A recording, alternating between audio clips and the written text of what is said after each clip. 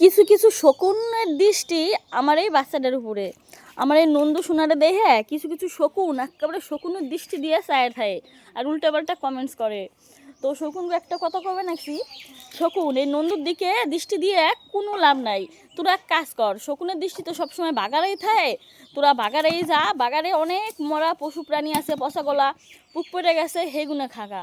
তখন তো খাওয়ার খুব অভাব, তোরা খয়রাতি, তোরা ফকির, এই জন্য আমার কিছু খাওয়াই নাই তখন মা বাপে। তাই আমার এই যে ধর্মের নামা ছাড়া এই ছোট্ট বাচ্চাদের নিয়ে তোরা যা খুশি তাই করবে নাকসা,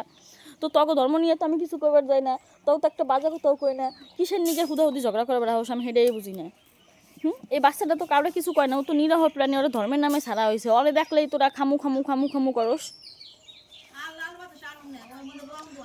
কি শোনা, খাও খাও,